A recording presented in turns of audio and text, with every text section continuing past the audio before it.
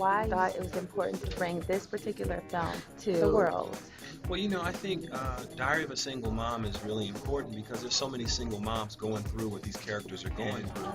To send a message of hope, because a lot of times, you know, people feel all alone.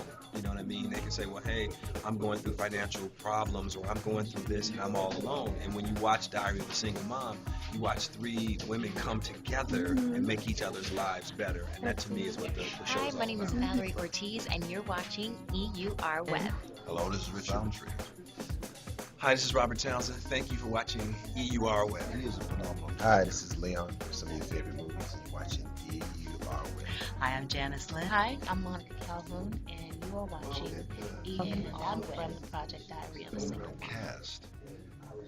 Okay, so earlier I asked you about the cast. All really great roles. This is a wonderful representation of Black women, a Hispanic woman, and a white woman in situations below the poverty line. How did you do that? Well, you know, I mean, you know, like when I cast, I take it real serious, and I try to cast on energy, you know, like if they look like they could be good together. You know, it's like you trust your best actors that come into the room, and Monica Calhoun is one of the finest actresses, you know, in America, in the world, you know, and then Janice, Lynde, you know, playing Peggy. I think having worked with Valery Ortiz, we worked on a show called South of Nowhere, and she was just really good in the show, and I was like, I want to bring her. I think the chemistry is perfect. And Richard Roundtree, Mr. Richard Roundtree, and Billie D. Williams, what was your idea with getting them? Well, you know, I've always wanted to work with both of them. You know, like they say, you know, like, hey, I wanted to work with you, Robert. So I always wanted to work with Uncle Bo character was perfect for, you know, Mr. Billie D. Williams, and Lou Bailey was perfect for, you know, Mr. Roundtree, and I think they're wonderful in the show. I'm getting the script, reading it, and I said, whoa, this is really what I call me. I've been in this business a long time. You know, when you get the rare opportunity to get a piece of meat. Janice, When I have auditions, I just look at, you know, the actor and just see what they're bringing to the role, and she just brought such charisma and magic. Gunfire with you and Billie D. What was that like? Acting for me is simple. Okay.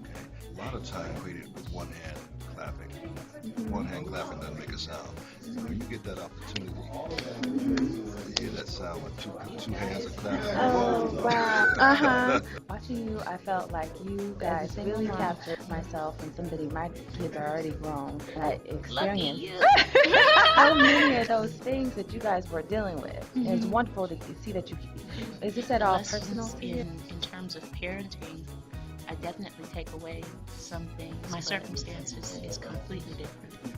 What did you use, what did you draw upon in order to bring life to the character in the way that The you lonely have? feeling of, you know, not knowing what's the right step to take. The chemistry with you and your uncle on the show, with Billie D. Williams. Billie D. Williams, he feels like her. How were you able to hone into this rich, wealthy white woman who suddenly loses everything and has to come into a impoverished neighborhood and build a family? It wasn't that hard. I'm in a business that I'm feast or famine, and starting out, sometimes there were, you counted how many buses can I take today, or do I have to walk? You know, Tell me something. Oh, there it is. So tell me something about this of film Peggy. that makes you excited. What was the most exciting thing about participating? Oh, well, the most exciting thing was going toe-to-toe with some of these actors. First day I worked with Mr. Roundtree, and they were going to we're teasing a little love interest. He's not responding Billie very D. well. and Richard. Are two of the funniest people in the What world. was it like working with Billie D. Williams? Whoa. I mean, it's another whoa. It's a lot of whoa here. What was the chemistry like working with Leon? And Well, he's annoying. I'm just kidding. No, Leon is how do you do it? Is it something amazing. that you draw upon? You know what?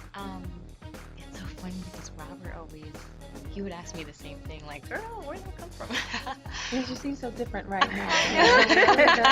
It's kind of a funny thing. I kind of draw on my childhood and how I was raised. I'm not a single mom. I'm not the same caliber, but I do have a dog, and I think just having more responsibility. I feel like with Lupe, she's lost in the beginning, and she's trying to really figure out, you know, what she wants and who's going to give it to her, and she needs this attention. And I feel like at some point everybody can relate to that, knowing where you are and like what you're doing, and kind of not prioritizing, not really making the best of decisions. And I mean, we can all say we've done that. Like that's a very human thing to Once we connect have to. And yes, it's an interesting dynamic between Lupe and Ocean that I have to deal with in the show. Okay, do you draw on anything, any life experiences at all to bring to life the character in the way that you have?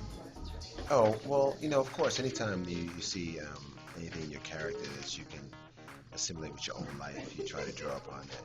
I am the father of a 10-year-old girl, and so just the idea of that kind of love and the way you want your child to grow up. So why do you think this film is important? I mentioned earlier in the other room, I don't know if you saw Tyler Perry's Poor Black Women, and I don't know if you hear what's going on. For colored girls, right?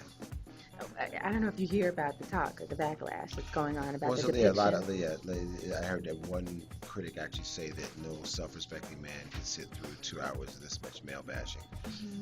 I'd have to reserve seeing it. I mean, I've read a lot of the script, and I know the play because I've seen it on Broadway.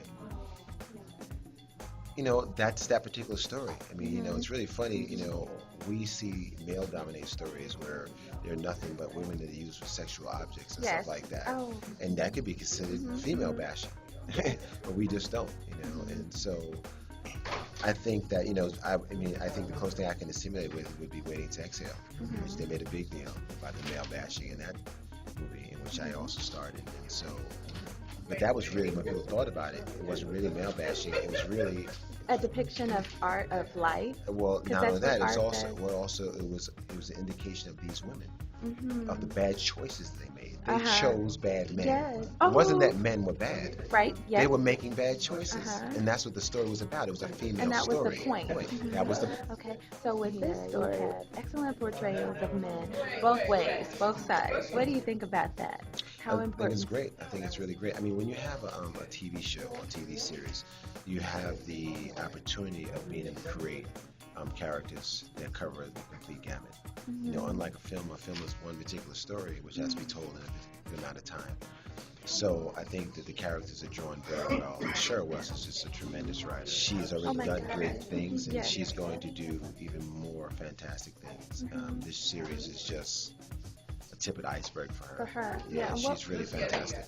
What was your feeling? I mean, because like you said, the writing is awesome. My feeling watching it was just like reading some of the best literature, seeing some of the best works. What is your feeling while you're actually acting and portraying the images? How do you feel? Well, when I'm portraying images, for the most part, I'm just trying to bring things to life. I think it's the greatest thing you can do as an actor is to make someone believe that you are who you are. Because then once you do that, you're a vehicle to tell a story, which is the reason why. Anything you'd like to say to EUR listeners and viewers about your role or about what you feel about this particular film? Well, this is a very unique situation. In fact, if something touches you or something piques your interest, you can click on, that's the term, click on something that really interests you to get information. Immediate subject matter touches a broad spectrum of people that has situations in their lives. Especially minorities are going to be left behind because they're afraid of the computers. Like being at the airport and there's that kiosk and everybody wants to talk to a live person. Nobody wants to deal with the kiosk. Content that will speak to that audience and make their lives better. We have better. the toolbox, and we give people the tools on PIC.tv that if they are struggling or if they have these questions, they don't have to be afraid to seek help. Wow, I feel the same way, or wow, I have these same questions, and it's right at your finger to be scared to have a question or to not know for it. So you get your story told, and then you have a way to deal with it. You don't have to be alone with it. And you see everybody's comments, or you can comment as well, and kind of feel like you already have your own little family. It's a community. Oh, that's exactly. Shout about it. On to the PIC.tv, single mom, or type on, Google it, look for the single mom. Talk about your experiences as single parents.